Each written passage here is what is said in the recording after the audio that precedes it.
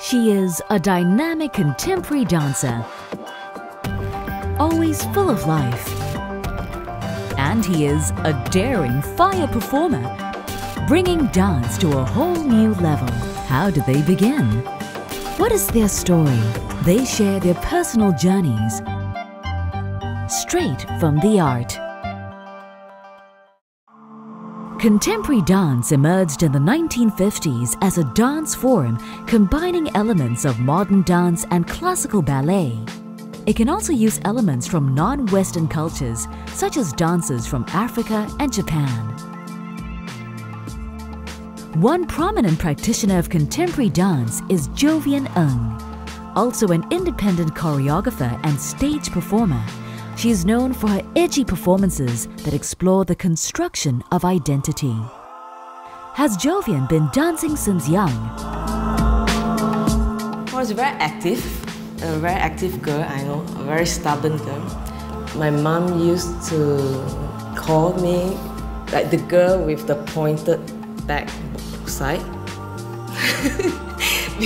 That is a term, a Cantonese term, because you know, when you have backsides that are pointed, you don't sit, you keep moving around. Well, from young, yeah, I think there were traces which I really enjoy, whether dance or music or arts, but it wasn't really at a level that is professional, or I never really got the chance to take a formal dance class. It's this one moment in movement. Surprisingly, Joavien discovered contemporary dance only after getting her diploma in tourism management in 1994. I started trying to dance when I was 20. It must be 21 or 22. I was in a fast food restaurant, reading through newspaper, looking for a job. Then, after my diploma, and then I realized that, hey, it's really not what I want to do. So I flipped to this page, and then there was this audition from NAFA at that time, because that time only NAFA offers the full-time dance course. I start trying to go to libraries. That time I don't have a computer, so you go to libraries or to search, okay, what is dance? What's contemporary dance? And then I try to get some tickets.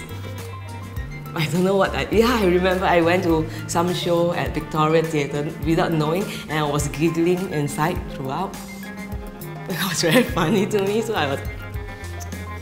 Even at the point where I commit to the course, I can't say that I was sure that, okay, this is going to be my career. And she never regrets that decision to dance. Joavien's works have been presented in Singapore and abroad, including Tokyo, Portugal, and the United States. Each process always gives me a lot of good memories.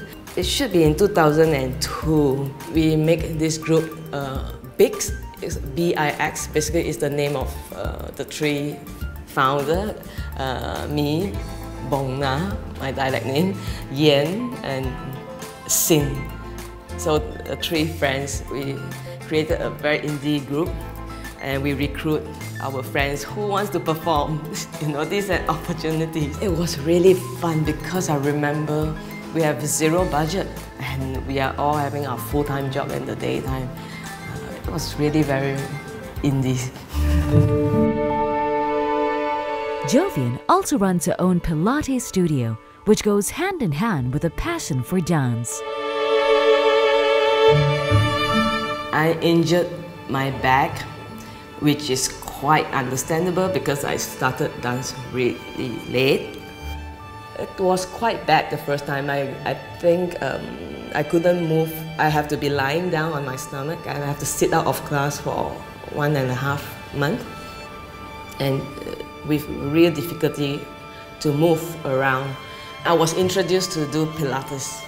And eventually, I went away to Texas, US, spent 1.5 years there on a full-time training. I finished my training 2006, and 2007, I started the studio. In terms of dance or Pilates, I think they coexist because this is my passion. I love doing it.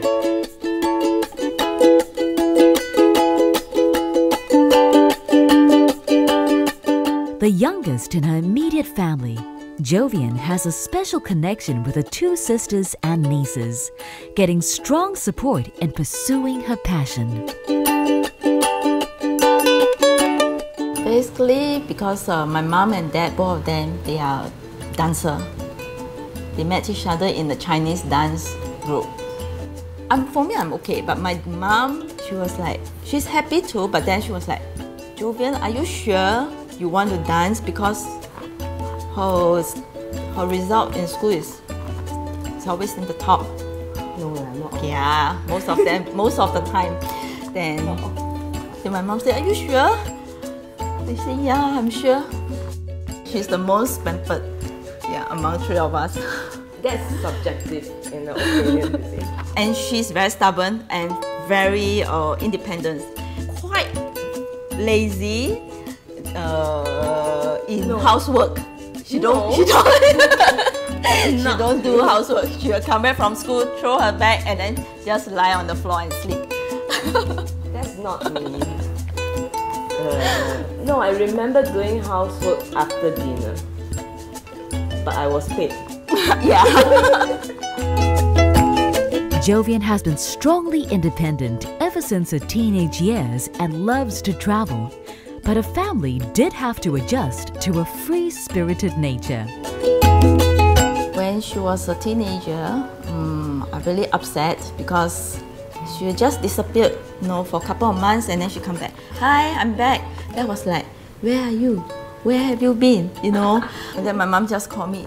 Hey, Joavien is disappeared again. And then I said, what? Yeah.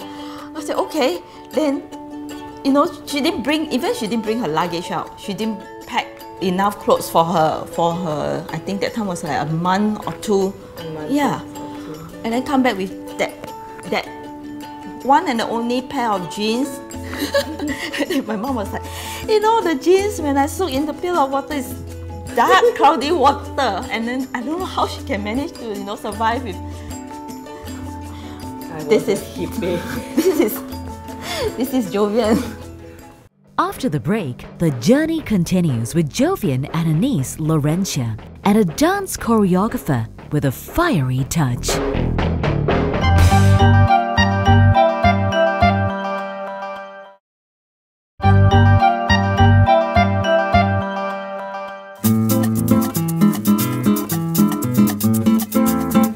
Joavien is not the only professional dancer in the family.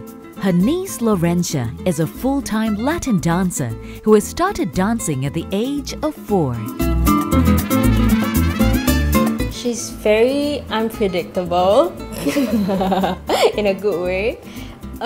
She's not a normal auntie lah, because of the age gap, I suppose. Yeah, so she's always the crazy one in the family. Yeah, so doing things that are like very spontaneous and very fun. So it's always good to have someone like that in the family.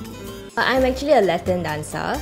So Latin dance includes 5 different dances: cha-cha, rumba, samba, paso doble, and jive. I've watched her dance since I was young. When I was younger, I couldn't really understand her work. But now as I grow older, it's strange in a good way. Very different, out of the box, something you will never expect. So I think she's a good influence lah to the younger dancers. Not so old lah, huh? In the family. Yeah, in the family. We are a young family. So what is the main difference between the two dance forms? Which is more challenging to master? Well, obviously it's very different. I think for example, for her case, a Latin dancer, I think they devote the whole body to be trained for the specific dances. Yeah. Quite structured. Whereas I think in terms of the contemporary dance that I do, I think technique is a base foundation. But I try as much as possible not to lock myself into a specific style, that my body has to be versatile to adapt to different change. What could Latin dance moves feel and look like with contemporary dance influences? Joavien and Laurentia explore the possibility. So this is our first time collaborating with each other, and since I've not done her, before? Yeah, she taught me some of her movement, and from there, I try to deconstruct it. Take certain, remove certain part of Latin. Yep. Put it in a little bit of different interpretation. It will be interesting to see how maybe, certain gestures, certain hands, certain legs movement, where we take away, for example, the Latin legs is very complicated with the hips. Yes. When we take away the body, it looks quite different. We took it all out and made it like a very abstract piece.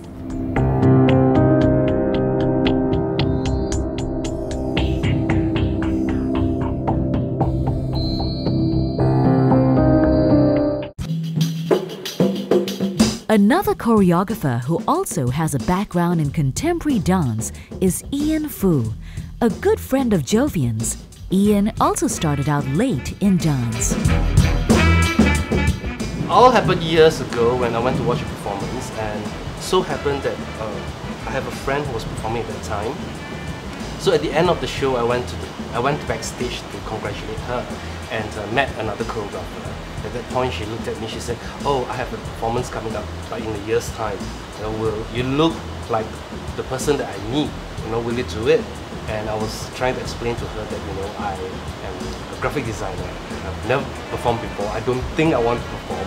But somehow she convinced me. So it took me a year of training and working with her, and eventually I did my first show. It was a difficult climb for me because first of all, I was never trained in that sense, and also I have never been on stage. And I remember on the day of my performance where we were the opening act, and I was sitting on one of the props, and the curtain drew open, and I could see all the audience there. I could see my family there, and I was just freaking out. I thought I was going to die on stage. But after the first 3 seconds, you get through it. You just went on with it. Ian was introduced to the art of fire dancing through a good friend. Fire dancing has been a traditional part of cultures around the world, notably among the Polynesians.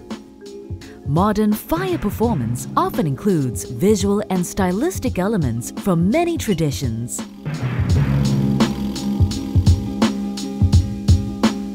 We had a friend who was studying in Australia at the time, and he picked up this art.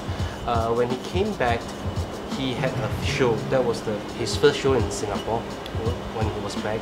So we went to watch his show, and he was trying to convince us to learn so that he could have some friends to hang around and practice the art together. So that's how it all started. We just got together. It was more like a leisure thing, friends hanging out, picnic on the beach, and he was teaching us to move. So by and by, that's how the whole group picked it up. Ian's enthusiasm for the art of fire dancing has influenced his own sister May to pick it up too. It took me years to be comfortable on stage. I am still quite shy. I am shy with strangers and new friends. Yeah, and it took me years because back then I like to blend into the wall and just fill up the space. I don't like to be the center of attention. Ian and May are in the same fire performing group called Fireflys. Having to perform on the same stage has brought them closer together. I was the boy who stays at home and study. She is the one who goes out all the time, and she was in all sorts of sports, and she was very good at sports actually. Yeah, she was a tennis player for the school, for the state, and so she was the active one. He is a very good boy. He is very good in studies. He's my parents' pet. I don't know what happened, but somehow she grew up to be shy. Although the fact was when she was younger, she was the more outspoken one. Yeah. Whereas, I think something switched. It has helped us because we used to fight a lot when we were younger. But now I learn a lot from him, so I kind of look up to him a lot. Of course, as siblings, there is always a lot of quarrels, especially in a group where we work so closely as well. But overall, I think it has improved our relationship and made us closer in that sense. And because we spend so much time together, you have no choice but to get along. Yeah, but to get along. After the break, join Ian and May with the rest of the members of Fireflys.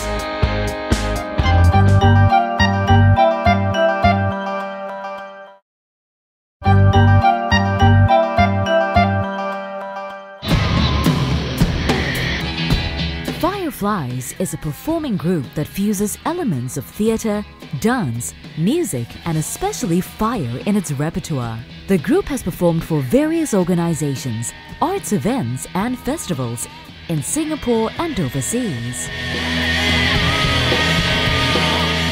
Basically, Fireflys is a fire performing group, but the way that we choreograph our shows, it's more dance influence. We have been around since 2003. Actually, Fireflys is one of the pioneer performing group.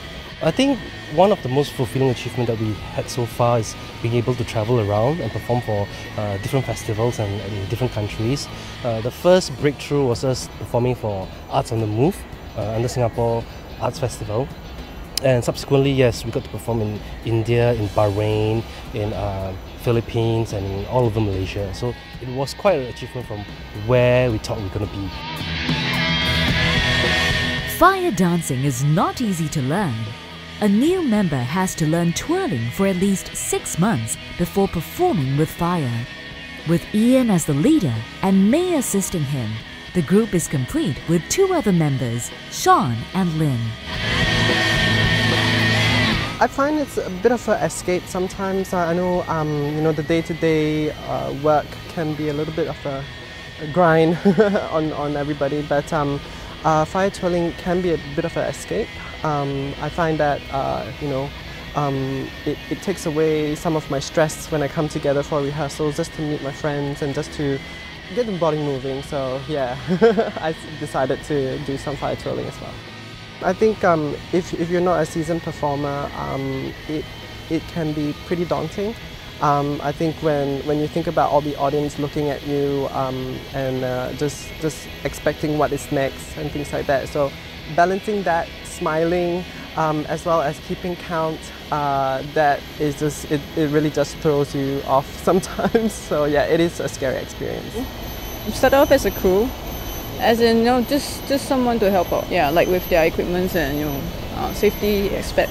So slowly progress from there on. Yeah, it's definitely challenging. It's pretty hot when the fire is on, and yeah, we have to watch out for our safety and the gas safety and stuff like that. The closely knit group is self-sufficient, from choreographing and planning performances to making their own fire equipment. Through a friend, he also fire twirls, so he used to teach us how to make our own toys, and then along the years we met a lot of other fire twirlers overseas, and they taught us different ways of making it. So that's how we improve our equipment making. Safety is always a cause for concern. So which fire equipment is the most difficult to handle? Which is the easiest? The most difficult, I would be uncomfortable with the poi for a long time. I guess it's really about the control. A poi, unlike the staff, is made of chain, so it's difficult to predict if you swing wrongly where it's going to end up. And you really don't want to end it on your head or on your shoulders. It's going to burn. So it's, yeah, poi would be the most difficult one to learn. Yeah. For me, I'm more comfortable with staff because it's easier to control, and you can actually stop whenever you want, or if you get burned, you just drop the stuff on the floor. Whereas for poi, the chain sometimes, you know, kind of entangle onto your hand and you can't pull it out. And because it's metal, so it will kind of stick onto your skin and it will just tear. I think it's really about practicing, making sure you're comfortable before practicing with fire, number one. Ensure that we always have a crew with us. Sometimes even 2 crews will join us for a commercial gig. And we also have things like the extinguisher ready on hand by the side of the stage where we perform, just in case, you know, any small incidents happen. The crew can quickly come out and put out the flame. So how long do they devote their time to practice the art?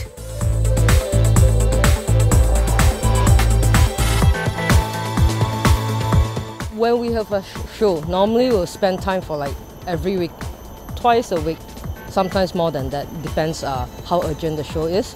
Let's say if we only have 1 month to prepare for a commercial work, we normally meet twice a week. Almost every weekend we spend time together. Yeah. Other than that, we do activities together, we go swimming, we go out for dinners. Actually, every moment is special for us because we have different theme, different concept, and every time we go on stage, it's always a very different and refreshing idea. Then it's fun. It has always been very fun for us. Fireflys is family.